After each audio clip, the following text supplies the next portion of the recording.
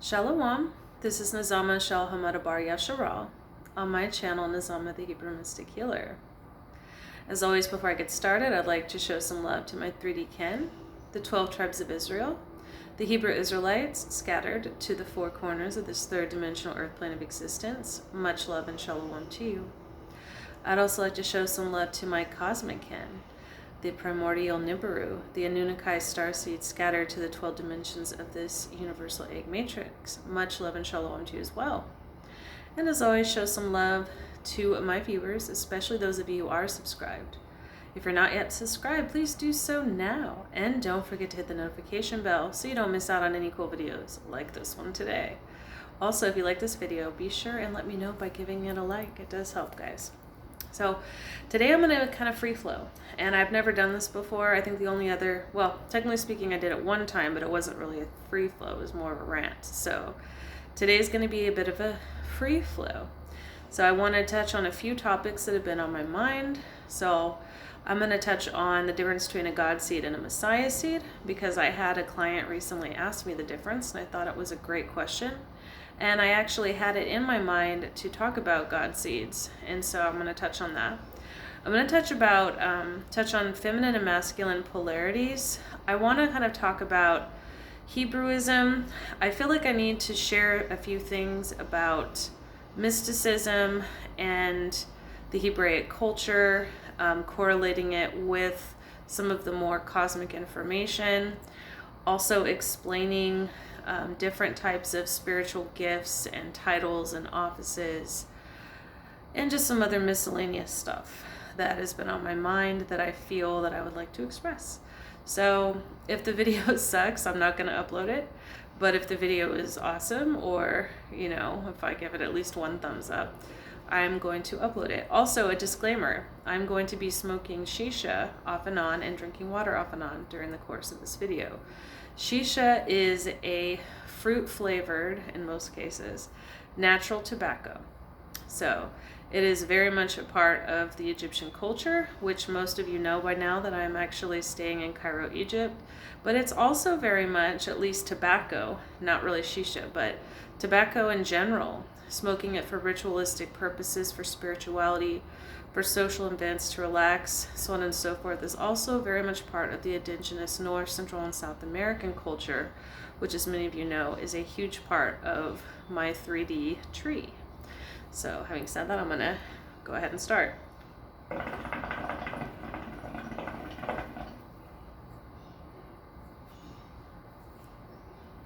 See, I'm a dragon in every sense of the word.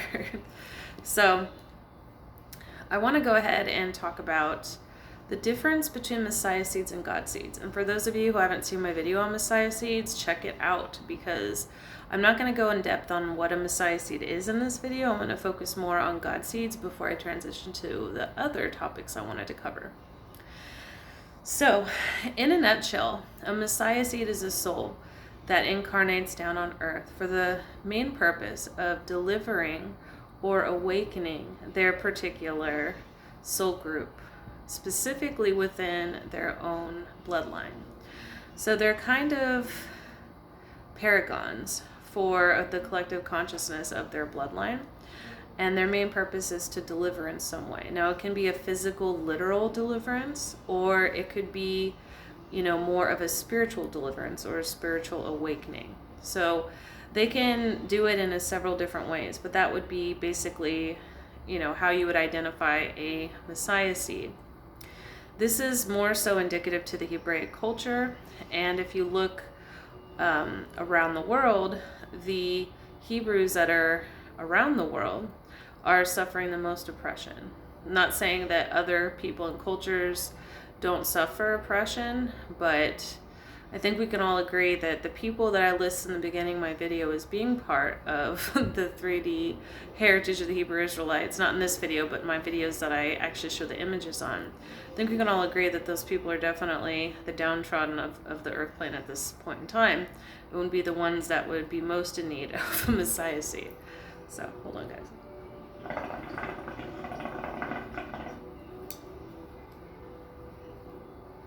So what is a God seed? A God seed can be a couple different things, but basically the most simple explanation is it is a god in human avatar form. Sometimes it can actually be a soul fragment of a god or of a archetypal expression. So whereas like as humans we contain a lot of the different archetypes or epithets or expressions of the divine feminine or masculine within us, how we would differentiate, how the average person in general would differentiate between a god seed is a god seed is literally a piece of the soul of a god that is incarnated in human avatar form and is a direct representation of that particular archetype expression. So I have yet to see a god seed when I've done readings. So I know that they exist, but I haven't come across one. I think it will be amazing if I do come across one and actually get to do an Akashic record one for one. That would be pretty cool. But so in general, at some point in time, throughout time, all of us go back to the source or the unified expression of the primordial father and primordial mother. And so as such, we all are connected to that. We all go back to that in some way. Now, as I've said in other videos, not everybody has a primordial spark. There are some artificial beings that exist only within the confines of the universes that are created within the multiverse. But even they are still made of the energy, the creative and destructive currents, the life force of the source, the primordial father and primordial mother. So, yes, we are connected to the divine in that way, but not everybody is walking around as a god seed. So that's how I would distinguish the difference.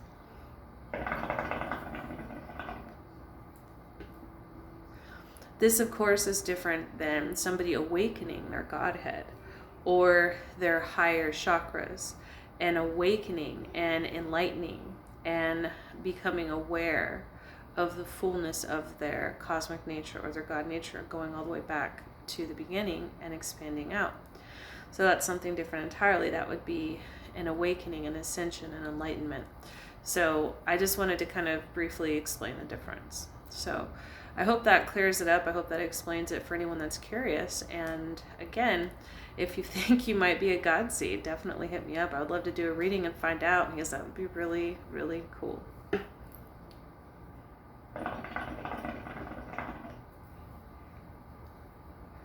It's also possible because, we are very multidimensional, complex beings and expressions of consciousness.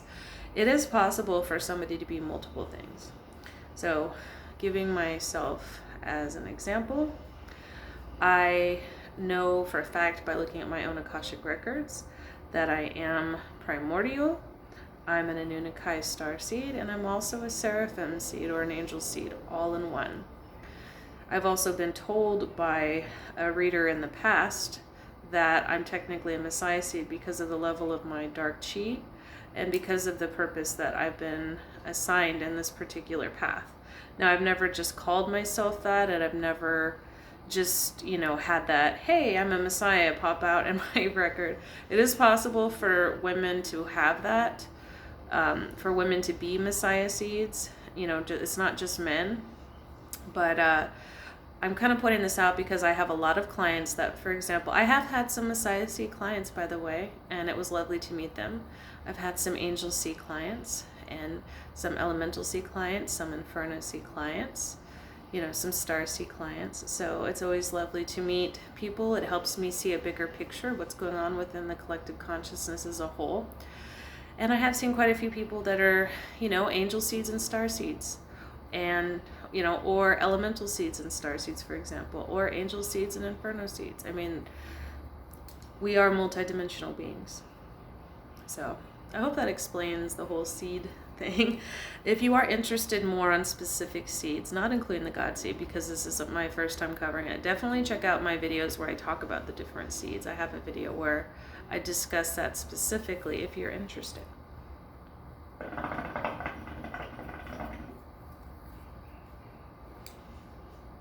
So, I want to talk a little bit about masculine and feminine expressions or polarities within the collective consciousness, and going back to the divine. When I first had my Kundalini awakening, I was very much aware of this. I was very much aware of what the Hindus would call the Shiva Shakti force, the creative, destructive current of the divine feminine and divine masculine, the primordial primal power, the rising serpent, the dragon, or the serpent that gets its wings. However, about a year or so after my Kundalini awakening, I started exploring my 3D heritage, and I pretty much disassociated from what I remembered seeing during my Kundalini awakening. And I started completely embracing what I perceived to be the original ancient Hebraic culture. And I will say that a lot of the culture has been preserved in fragments, but it has been fragmented. Much of it has been hidden from us. It's been rewritten over and over again. And there have been deliberate changes, insertions, and removals of very important texts to really create a specific type of narrative. So, for example, there are very specific laws within Torah that were added later that deal more with the more ritualistic aspects. Also, there are certain laws that point to the desire for the priesthood to want to control the people, because originally the Hebraic people were very in tune to the Most High, or their higher self, beyond going into the awakening of the divine Godhead. This is alluded to in some scriptures like Genesis, where it talks about Jacob wrestling with the angel, which is really representative of his higher self. And then it says, Jacob said, I will name this place Peniel, for I have seen God face to face and lived. Talking about the pineal gland connecting to the third eye, being able to see his own God self. So he wrestled with that nature. So there's certain hints, there's certain references that we look at as purely exoteric and kind of miss the esoteric aspect of it. So originally we had that relationship with our own divine nature internally, with our own ancestral powers internally. And in order for the priesthood, which became corrupted, to end up trying to take control and to monopolize basically the power, they started adding and changing things. They started making it more and more difficult for people to read.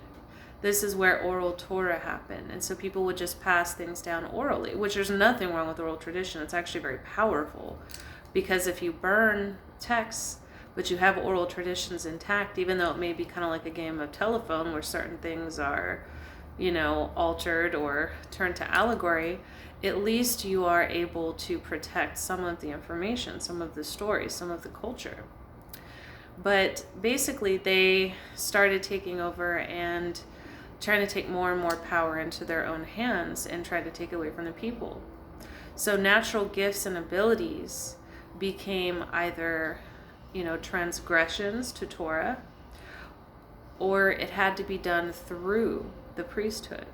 So an example of that would be, it was a transgression of Torah to use oracles. Like, for example, if you were to use casting of lots or runes, or if you were to use like a tarot deck or a pendulum, or if you were to scire, or if you were to look at tea leaves or whatever, that was considered a transgression of Torah. And their reason for that, they actually were saying that it was basically so they could ensure that people weren't being deceived by familiar spirits. What's interesting about that term familiar spirit is it really is talking about ancestors. It's a familial, right? Family spirit, ancestral energy, ancestral spirits. What is the Most High? An ancestral power.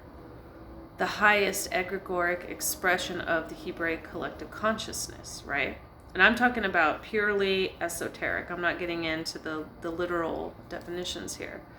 So to cut somebody off from their ability to access certain information, then they're forced to rely on the priesthood, and they're forced to rely on the priesthood for receiving direction using the ephod, using the breastplate, which is still divination. It's still using oracles. They're using stones, right? So, that's one thing. Then it became, all of a sudden, the divine feminine attribute became demonized.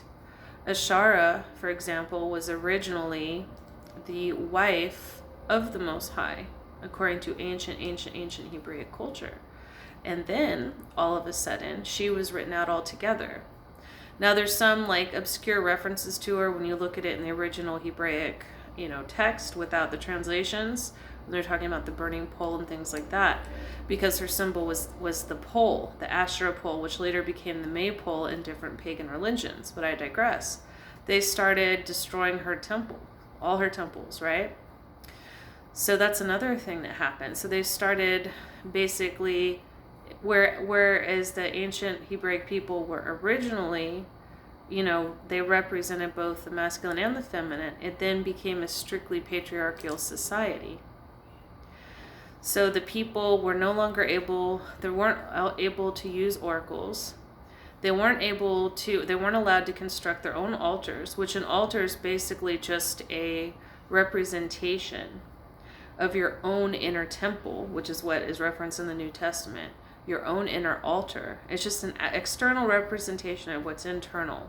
So when you place things on an altar and you meditate on them, you're just using external representation to focus on the internal. Now, you don't need that. You could just close your eyes and do it that way, but they start outlawing that too. And again, this was only done through the priesthood.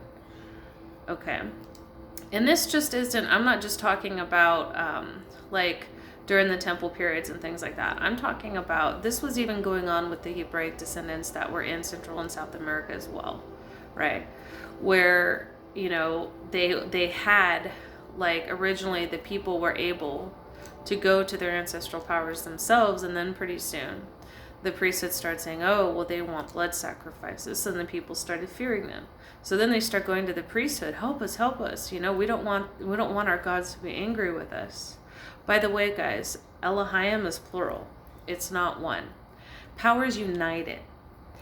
We all are united within Source, but you already know how I feel about the Anunnaki and the Council, so that would be the exoteric expression or explanation. But even within the esoteric, we have chakra points that are all united, but they're different vortex chakra points or different conscious expressions within us.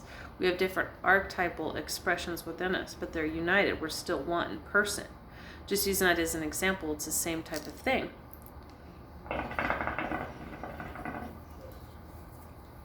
So, I'm going to take one of these coals off.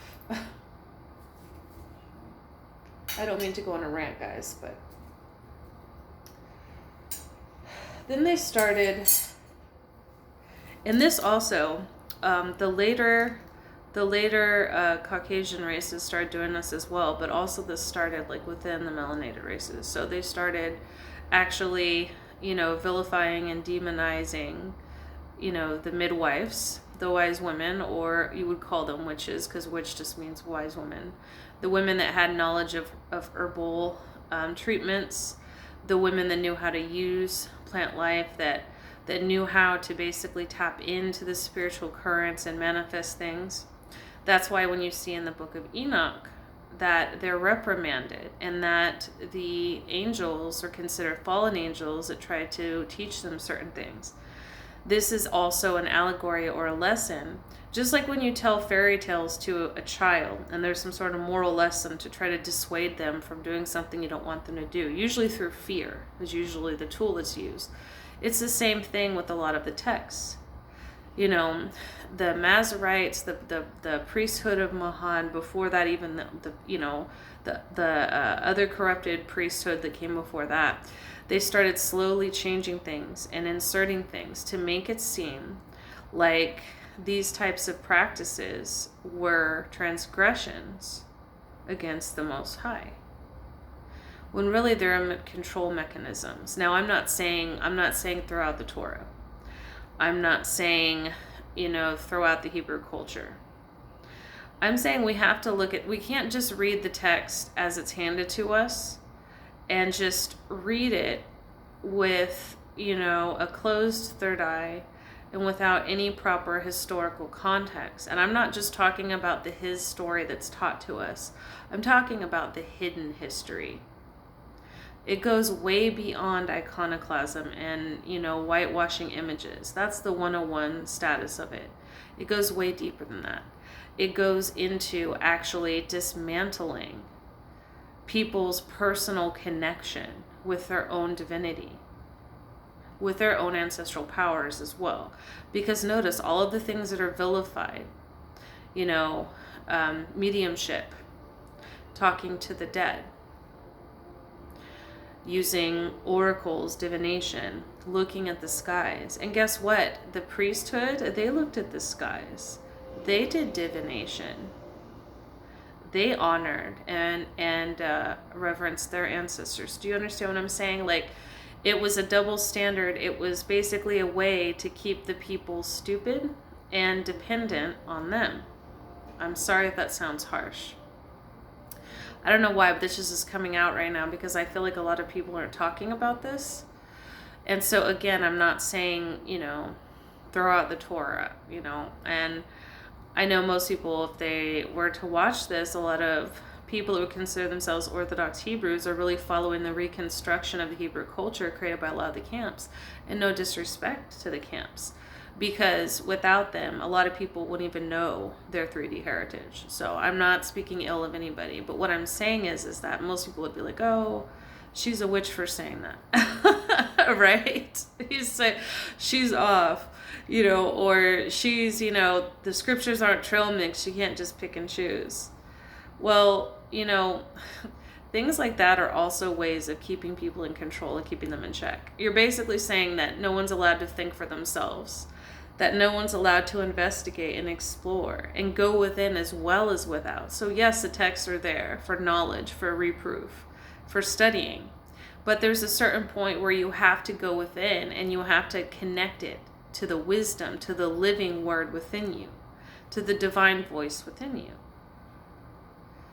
So, that's why I'm not that kind of Hebrew. I'm going to start doing videos probably title, I'm not that kind of Hebrew. It's going to be a different subject every time, but I'm not, I don't just blindly follow doctrines, and things that are written, and it's not because I am trying to look for a way out of doing things or because I don't like it.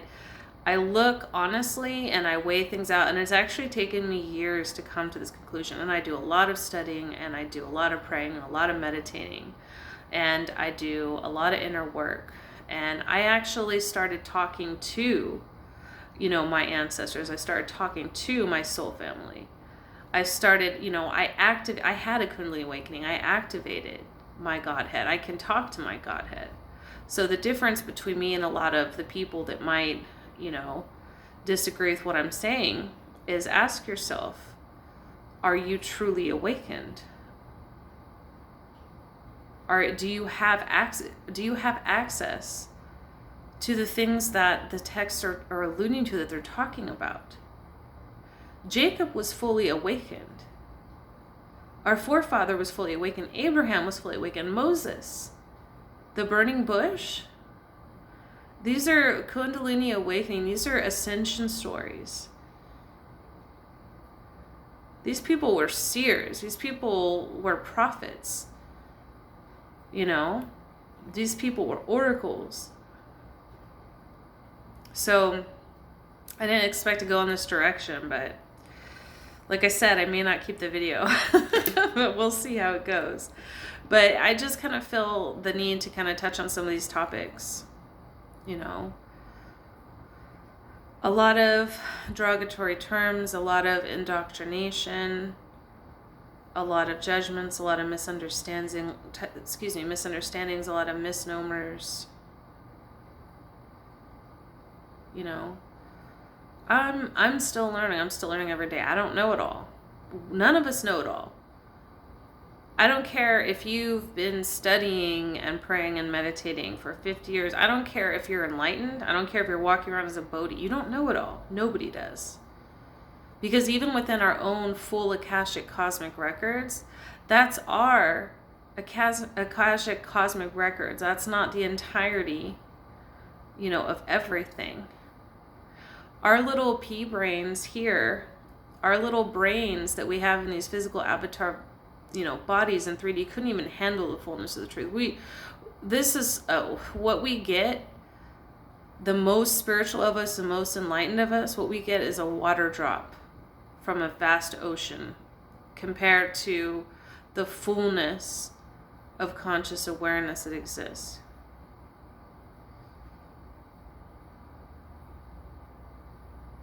So